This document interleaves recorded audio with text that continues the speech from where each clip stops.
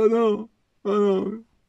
Oh non, je peux plus là. Je peux plus, c'est trop. Trop. Franchement, c'est trop.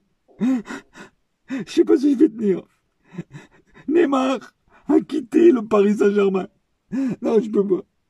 Il est parti jouer en Arabie Saoudite. Je peux pas. Je peux pas. Non,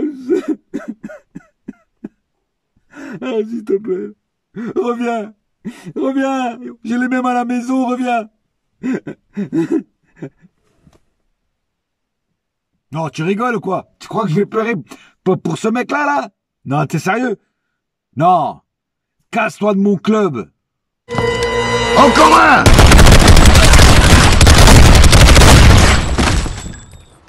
Repose en pièces. Salut les Vatosokos, j'espère que tout le monde se porte bien. On se retrouve pour une toute petite vidéo sur un spécial Neymar. Évidemment, il fallait que je fasse cette vidéo. Alors oui, évidemment, la première partie de la vidéo, c'est de l'humour, hein, à prendre au 10e degré, pas au premier, mais je sais toujours que les Neymar Boy vont le prendre au premier degré.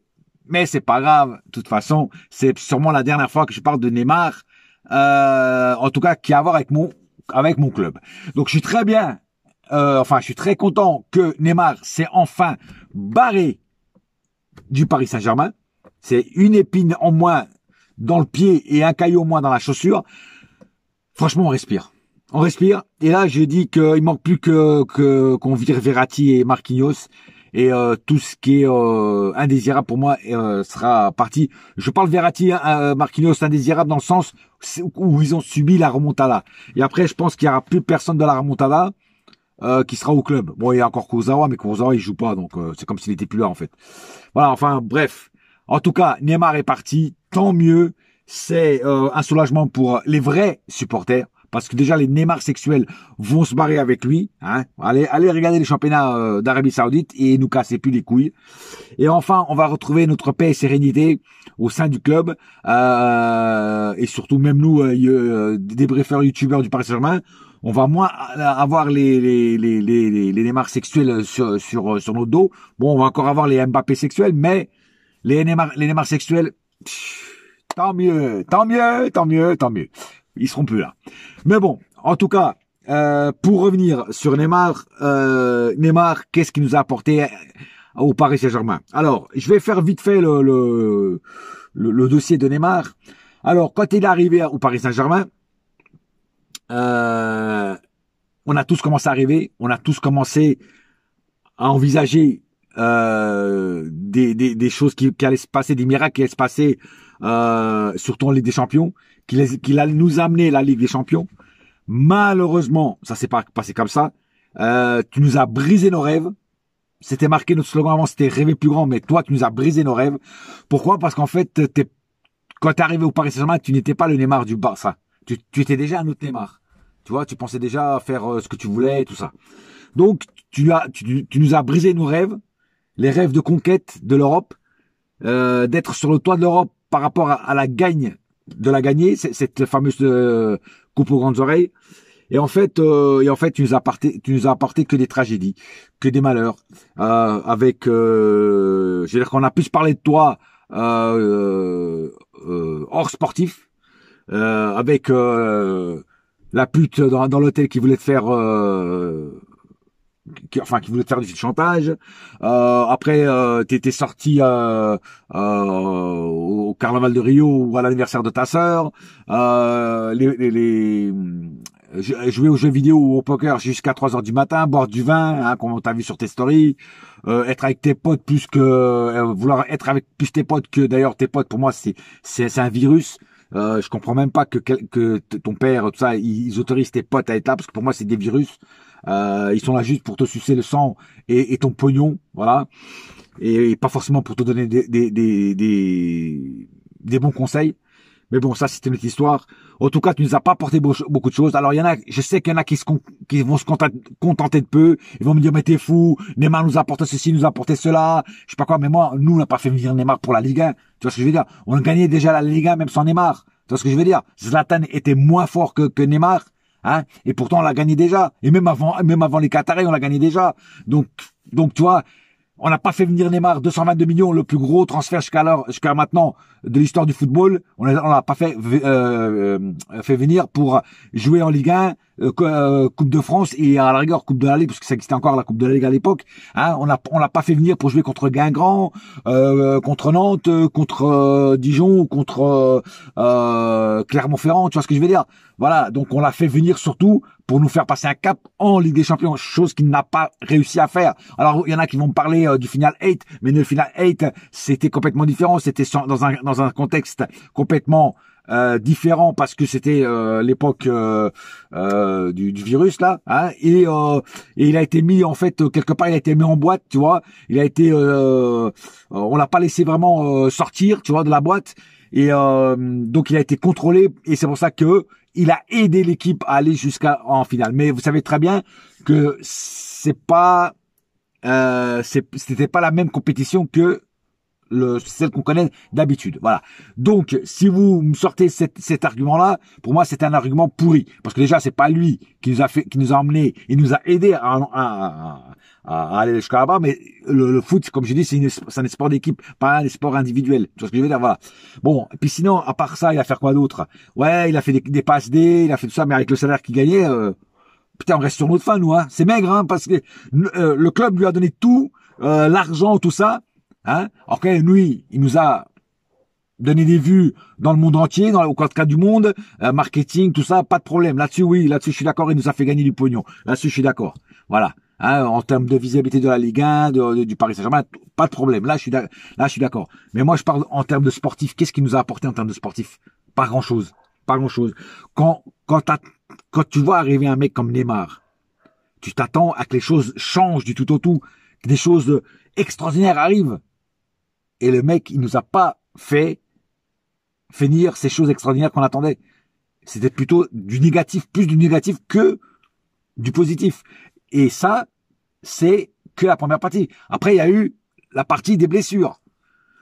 Toujours première partie de saison, il est là. Deuxième partie de saison, c'est-à-dire la plus importante, c'est là qu'on a besoin de lui pour la Ligue des Champions de ça, il est jamais là. Il a loupé 117 matchs, je crois, 117 matchs. Enfin bref, on pouvait jamais compter sur lui, quoi. Voilà.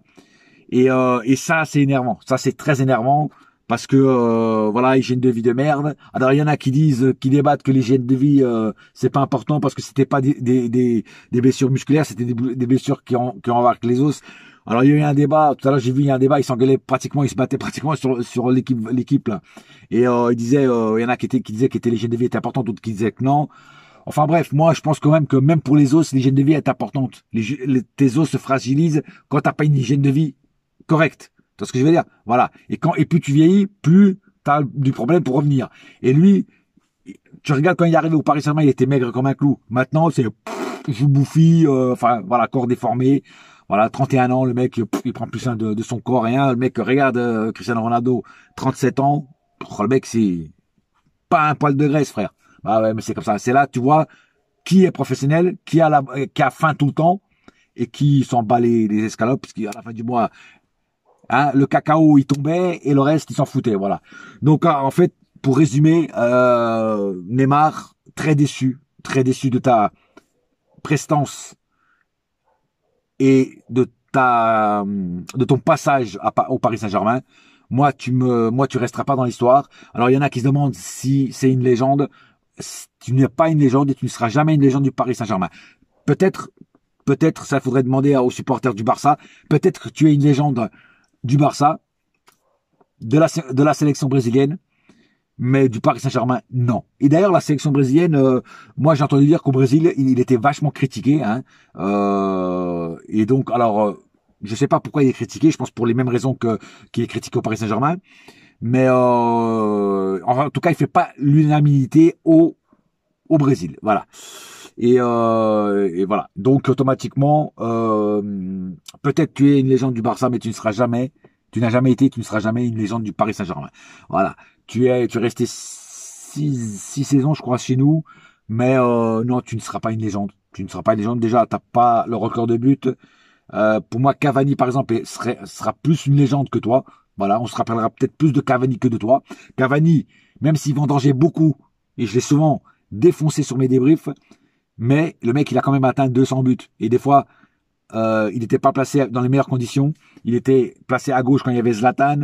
Faut pas oublier que Cavani, c'est plutôt un numéro 9, tu vois. Et même comme ça, il a réussi à faire 200 buts. C'est quand même énorme. Et lui, il restera comme légende du Paris Saint-Germain.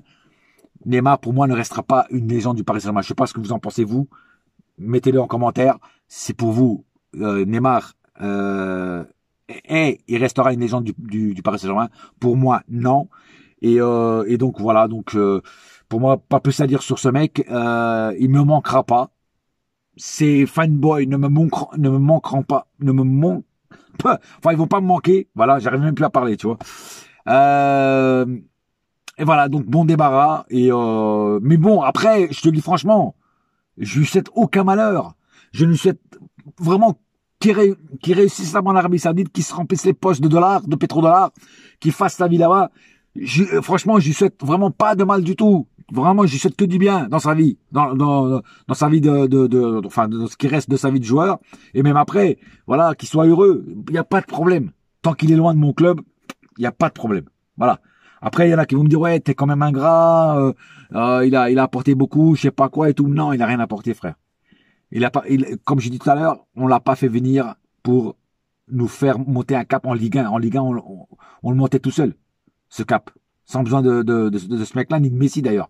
Voilà. Mais, on l'attendait, c'est surtout en Ligue des Champions. Et malheureusement, en Ligue des Champions, il était souvent absent en deuxième partie de saison. Et c'est là qu'on avait plus besoin de lui.